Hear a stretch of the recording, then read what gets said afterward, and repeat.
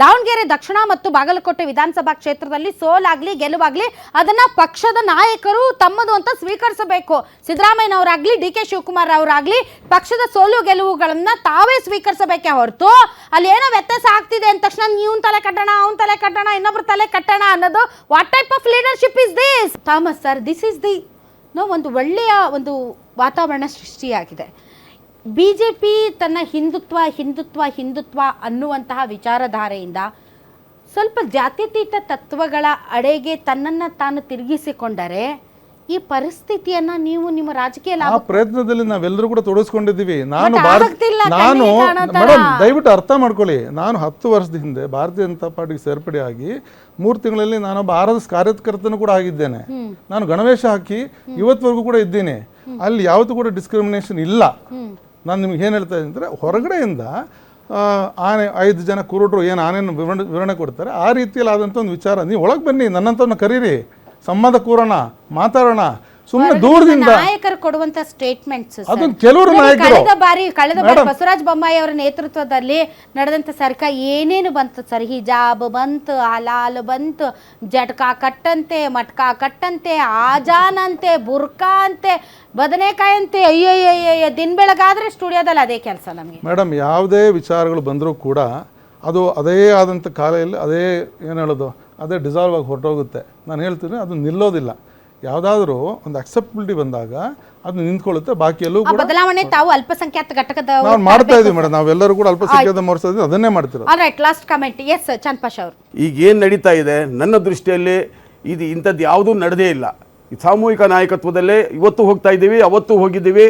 ಇನ್ನು ಮುಂದಿನ ದಿನಗಳಲ್ಲಿ ಕೂಡ ಎಲ್ಲ ಇನ್ಕ್ಲೂಡಿಂಗ್ ಜಮೀರ್ ಅಹಮದ್ ಖಾನ್ ಸೇರಿದಂತೆ, ಸಲೀಂ ಅಹಮದ್ ಸೇರಿದಂತೆ, ನಸೀರ್ ಅಹಮದ್ ಸೇರಿದಂತೆ ಎಲ್ಲ ಬೇರೆ ಬೇರೆ ಎಲ್ಲ ನಮ್ಮ ರಿಜ್ವಾನ್ ರಶೀದ್ ಎಲ್ಲೂ ಸೇರಿದಂಗೆ ಕೇರಳಕ್ಕೆ ತೆಲಂಗಾಣಕ್ಕೆ ಎಲ್ಲ ಸಾಮೂಹಿಕ ನಾಯಕರನ್ನ ಕಳಿಸಬೇಕು. ಇಲ್ಲ, ಕೆಲಸ ಹಂಚಿದ್ರು ಮೇಡಮ್, ಕೆಲಸ ಹಂಚಿದ್ರು. ಅವ್ರ ಜೊತೆಯಲ್ಲಿ AICC ಜನರಲ್ ಸೆಕ್ರೆಟರಿ ವೇಣುಗೋಪಾಲ್ ಇದ್ರು. ಒಬ್ಬ ನಾಯಕ ಬೆಳೀತಾ ಇದ್ದಾನೆ ಅಂತಂದರೆ, ಒಬ್ಬ ನಾಯಕನನ್ನ ನೋಡಿ ಅವನಿಗೆ ವೋಟ್ ಪುಲ್ಲಿಂಗ್ ಕೆಪಾಸಿಟಿ ಇದೆ ಅನ್ನೋದಾದ್ರೆ, ಆತ ಮತಗಳನ್ನ ತಮ್ಮ ಪಕ್ಷಕ್ಕೆ ಗಳಿಸ್ತಾನೆ ಅನ್ನೋದಾದ್ರೆ, ಅದನ್ನ ನೀವು ಯಾಕೆ ನಿಮ್ಮ ಒಂದು ಒಂದು ಒಂದು ಆಸ್ತಿ ಅಂತ ಪರಿಗಣಿಸಲ್ಲ? ನಾಯಕನ ಬೆಳವಣಿಗೆನ ಯಾರು ಕ್ವಶನ್ ಮಾಡಿಲ್ಲ, ಮಾಡೋದಿಲ್ಲ. ಸಾಮೂಹಿಕ ಅದು ಸುಮ್ಮನೆ ಗಾಳಿ ಸುದ್ದಿ, ಅದು ಗಾಳಿ ಸುದ್ದಿ.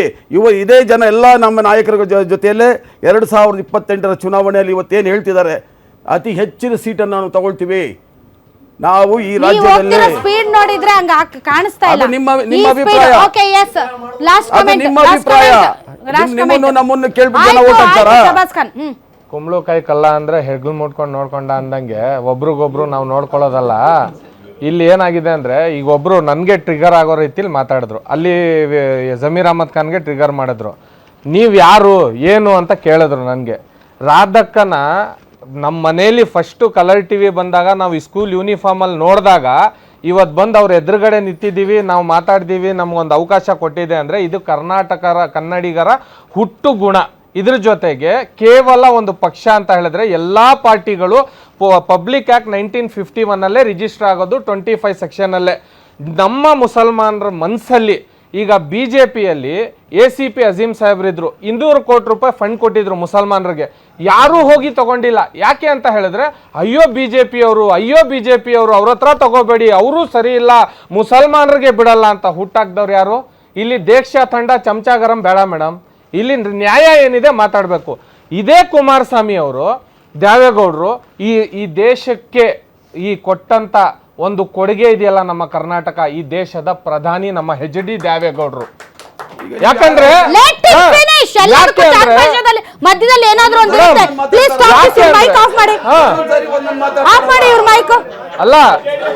ಯಾಕೆ ಮೈಕ್ ಆಫ್ ಮಾಡಿ ಇವ್ರದ್ದು ಅಲ್ಲ ಯಾಕೆ ಅಂದ್ರೆ, ಈಗ BJP ಅವ್ರಿಗೆ ಚುಂಟಿದ್ರೆ ನೋವಾಗಲ್ಲ, JDS ಅವ್ರಿಗೆ ಹೊಡೆದ್ರೆ ನೋವಾಗಲ್ಲ. ಇವರು ಹೊಡೆದ್ರೆ ಮಾತ್ರ ನೋವಾಗೋದು.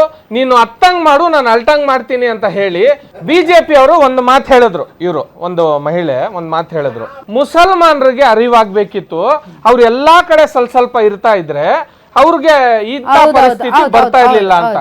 ಇದು 100ಕ್ಕೆ 100 ನಿಜ. ಯಾಕಂದ್ರೆ ಸತ್ಯ ಇದ್ದಂಗೆ ಹೇಳಿದ್ರೆ ಎದ್ಬಂದ್ ಎದೆಗೊಡಿದಂತೆ ಆ ರೀತಿ.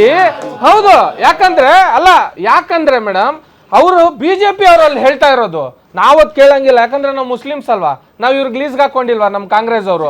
ಯಾಕಂದ್ರೆ ಇವರು ನಮಗೆ 70 ವರ್ಷ ಡಾಕ್ಟರ್ BR ಅಂಬೇಡ್ಕರ್ ಅವರು 7 ಜನದ ಕಮಿಟಿ ಮಾಡ್ತಾರೆ, ನೆಹರು ಅವರು, ಯಾವುದು ಸಂವಿಧಾನ ಕಮಿಟಿ ಅಂತ.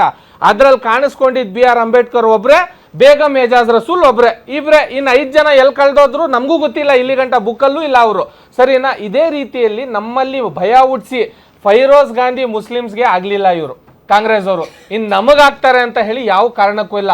ಆಮೇಲೆ ನಮ್ಮ ಒಂದು ಸಹೋದರಿ, ಒಂದು ಹೆಣ್ಣು ಅಂತ ಹೇಳಿದ್ರೆ ಗೌರವಿಸುವಂತ, ಪೂಜಿಸುವಂತ ನಮ್ಮ ರಾಜ್ಯ, ಬೇರೆ ರಾಜ್ಯದ ನಮ್ಗೆ ಗೊತ್ತಿಲ್ಲ, ನಮ್ಮ ದೇಶದ ಗುಣ ಇದೆ, ಬಟ್ ನಮ್ಮ ರಾಜ್ಯದಲ್ಲಿ ಹೆಣ್ಣನ್ನ ಗೌರವಿಸುವಂತ ಗುಣ ಇದೆ. ಅಂಥದ್ರಲ್ಲಿ ಆಫ್ರೀನ್ ಖಾನ್ನ ತಗೊಂಡು ಒಂದು MLA ಆಗಲಿ, ಒಂದು ನಿಮ್ಮ ಕಾರ್ಯಕರ್ತರಾಗಲಿ, ಎಲ್ಲಿ ಗಂಟ ನಿಜ ಅದು ನೀವು ಹೋಗಿ ಅವ್ರನ್ನ ಕೆಣಕೋದು, ಅವ್ರ ವಿಡಿಯೋಗಳಿಗೆ ತಪ್ಪು ಕಮೆಂಟ್ ಮಾಡೋದು, ಈ ತರ ಹೇಳೋ ಕಮೆಂಟ್ ಓದೋ ಅಂತ,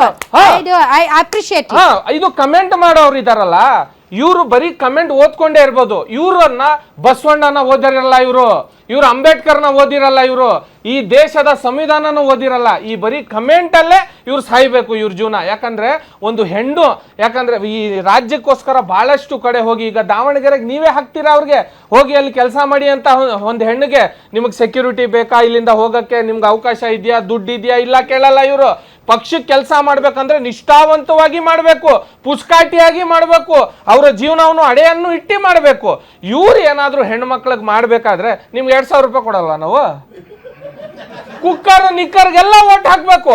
ಮುಸಲ್ಮಾನರು ಹಂಗೆ ಓಟ್ ಹಾಕೋದು, ಯಾಕಂದ್ರೆ ನಮ್ಮಲ್ಲಿ ವಿದ್ಯಾವಂತರಿಲ್ಲ. ಇದೇ ಅಜೀಂ ಪ್ರೇಮ್ಜಿ ಎಷ್ಟು ವಿದ್ಯಾವಂತರು, 500 ಕೋಟಿ ರೂಪಾಯಿ ಲಾಕ್ಡೌನಕ್ಕೆ ಕೊಟ್ಟರು BJP ಸರ್ಕಾರಕ್ಕೆ. ಹೋಗಿ ಕೇಳಿದ್ರ ನೀವು ಮುಸಲ್ಮಾನರಿಗೆ ಹಚ್ತೀರಾ, ಇಲ್ಲ ದಲಿತರಿಗೆ ಹಚ್ತೀರಾ, ಇಲ್ಲ ಹಿಂದುತ್ವಕ್ಕೆ ಮಾತ್ರ ಹಚ್ತೀರಾ? ಕೆಲವ್ರ ಮೈಂಡ್ ಸೆಟ್ ಇದೆ ಹಿಂದೂ ರಾಷ್ಟ್ರ ಮಾಡಬೇಕು ಅಂತ. ನಮ್ದು ಮುಸಲ್ಮಾನರದ್ದು 54 ದೇಶ ಇದೆ, ಅವ್ರು ಸಪೋರ್ಟ್ ಮಾಡಕ್ ಬರ್ತಾರೆ ಅಂತ. ಹಿಂದೂ ರಾಷ್ಟ್ರ ಮಾಡೋದಾದ್ರೆ ನಾನು ಜೊತೆಗೆ ಬರ್ತೀನಿ, ಈ ಕಾಂಗ್ರೆಸ್ ಅವ್ರ ಸವಾಸ ಬಿಡ್ರಿ, ನಡ್ರಿ ಮಾಡ್ರಿ, ಇದಾದ್ರೂ ಇರ್ಲಿ ಹಿಂದೂಗಳಿಗೆ. ಹಿಂದೂಗಳು ಈ ಇಲ್ಲ ಅಖಂಡ ಭಾರತ ಅಲ್ಲಲ್ಲ ಕೇಳಿ ನೋಡಿ, ಹೊಟ್ಟೆ ಉರಿಯೋದು ನೋಡಿ ಅವ್ರಿಗೆ ಹೊಟ್ಟೆ ಸತ್ಯ ಹೇಳಿದ್ರೆ ಹೊಟ್ಟೆ ಉರಿಯೋದು ಅವ್ರಿಗೆ, ಸತ್ಯ ಹೇಳಿದ್ರೆ ಹೊಟ್ಟೆ ಉರಿಯೋದು. ಸನ್ಮಾನ್ಯ ದೇವೇಗೌಡರು ಅವರ ತತ್ವ ಸಿದ್ಧಾಂತನೇ ಜಾತ್ಯತೀತ ನಿಲುವು, ಎಂದೂ ಕೂಡ ನಿಲುವನ್ನು ಬಿಟ್ಟು ಹೊರಗಡೆ ಬರಲಿಲ್ಲ. ಎಂದೂ ಇದೇ ಒಂದು ಸಮಾಜ ಅಲ್ಲ, ಯಾವುದೇ ಸಮಾಜವನ್ನು ತಗೊಳ್ಳಿ, ಶ್ರೀಮಾನ್ ದೇವೇಗೌಡರು ಬಿಟ್ಟು ಬನ್ನಿ, ಇಲ್ಲ ಹೊರಗಡೆ ಬನ್ನಿ, ನಾವು ನಿಮ್ಗೆ ಸಪೋರ್ಟ್ ಮಾಡ್ತೀವಿ. ಒಂದು ನಿಮಿಷ, ಅದಕ್ಕೊಂದು 2 ಉತ್ತರ ಇದೆ. ಒಂದು ನಿಮಿಷ, 2020 ಇದ್ದಾಗಲೂ ಕೂಡ ನಾವೇನ್ ಜೊತೆಲಿ ಯಾವುದೇ ಒಂದು ಸಣ್ಣ ಮುಸಲ್ಮಾನರಿಗೆ ಒಂದು ಮಾತಾಗಿಲ್ಲ. ಒಂದು ನಿಮಿಷ ಹೇಳೋ ತನಕ ಕೇಳಿ. ನಿಮಗೆ ಈ ವೇದಿಕೆಯಿಂದ ಒಬ್ಬ ರಾಜ್ಯ ವಕ್ತಾರನಾಗಿ ಭರವಸೆ ಕೊಡ್ತಾ ಇದ್ದೀನಿ. ಸನ್ಮಾನ್ಯ ಶ್ರೀಮಾನ್ ದೇವೇಗೌಡರ ನೇತೃತ್ವದಲ್ಲಿ ಮುಸಲ್ಮಾನ್ ಸಮಾಜವನ್ನ ನಮ್ಮ ಎದೆ ಮೇಲೆ ಇಟ್ಕೊಂಡು ನೋಡ್ಕೋತೀವಿ. ನೀವು ಬನ್ನಿ ಜೊತೆಲಿ ಕೈ ಜೋಡಿಸಿ. ನೀವು ಒಂದು ನಿಮಿಷ, ನಿಮಗೆಲ್ಲಾದ್ರೂ ತೊಂದರೆ ಆದ್ರೆ, ನಿಮ್ಮಗಳಿಗೆ ಎಲ್ಲಾದ್ರೂ ತೊಂದರೆ ಆದ್ರೆ ಅದರ ಜವಾಬ್ದಾರಿ ನಮ್ದು. ನಿಮಗೇನಾದ್ರೂ ತೊಂದರೆ ಆದ್ರೆ ಈ ದೇಶದಲ್ಲಿದು ನೋಡಿ, ಸರ್ವ ಜನಾಂಗದ ಶಾಂತಿಯ ತೋಟ ಇದು. ಈ ತೋಟದಲ್ಲಿ ಎಲ್ಲರಿಗೂ ಹಕ್ಕಿದೆ, ನಿಮಗೂ ಅಷ್ಟೇ ಹಕ್ಕಿದೆ. ಸನ್ಮಾನ್ಯ ದೇವೇಗೌಡರ ನೇತೃತ್ವದಲ್ಲಿ ನಿಮ್ಮನ್ನು ಕಾಪಾಡ್ಕೊಳ್ಳೋದು, ರಕ್ಷಣೆ ಮಾಡ್ಕೊಳ್ತಕ್ಕಂಥ ಶಕ್ತಿ ನಮಗಿದೆ. ಬನ್ನಿ, ನಮ್ಮನ್ನು ನಂಬಿ ನಮ್ಮ ಜೊತೆಲಿ ಬನ್ನಿ. ನಿಮಗೆ ಯಾವುದೇ ಕಾರಣಕ್ಕೂ ತೊಂದರೆ ಆಗಿರುವಂತ ದಿನ ಯಾರನ್ನ ಒಂದು ನಿಮಿಷ ಹೇಳೋ ತನಕ ಕೇಳಿ ಸರ್. ಒಂದು ನಿಮಿಷ ಅದಕ್ಕೊಂದು ಉತ್ತರ ಕೊಡ್ತೀನಿ.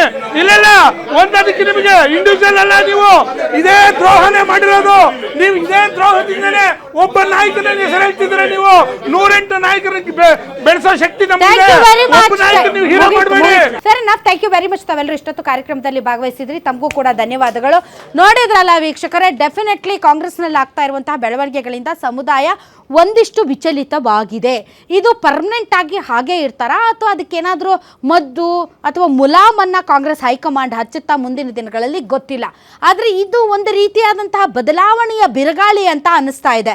ಆದರೆ ಪಾಪ ಏನು ಮಾಡೋದು, ಮುಸಲ್ಮಾನರಿಗೆ ಬೇರೆ ಚಾಯ್ಸ್ ಅವ್ರ ಕಣ್ಣಿಗೆ ಕಾಣ್ತಾ ಇಲ್ಲ ಅಂತ ಆ ಸಮುದಾಯನೇ ಹೇಳ್ತಾ ಇದೆ. ಈಗ ಎದ್ದಿರುವಂತಹ ಈ ಬಿರುಗಾಳಿ ತಮಗೆ ತಂಗಾಳಿ ಆಗೋ ನಿಟ್ಟಿನಲ್ಲಿ ಉಳಿದ ಪಕ್ಷಗಳು ಹೇಗೆ ಅವರನ್ನು ಆಕರ್ಷಿಸ್ತಾರೆ ಅನ್ನೋದ್ರ ಮೇಲೆ ರಾಜ್ಯದ ರಾಜಕೀಯದ ಮುಂದಿನ ಭವಿಷ್ಯ ನಿರ್ಣಯ ಆಗುತ್ತೆ ಅಂತ ಹೇಳ್ತಾ ಇವತ್ತಿನ ರಾಧಕ ಪಂಚಾಯಿತಿ ವಿಶೇಷ ಕಾರ್ಯಕ್ರಮವನ್ನು ಮುಗಿಸ್ತಾ ಇದ್ದೀವಿ. ಗ್ಯಾರಂಟಿ ನ್ಯೂಸ್, ಸುದ್ದಿ ಖಚಿತ, ನ್ಯಾಯ ನಿಶ್ಚಿತ.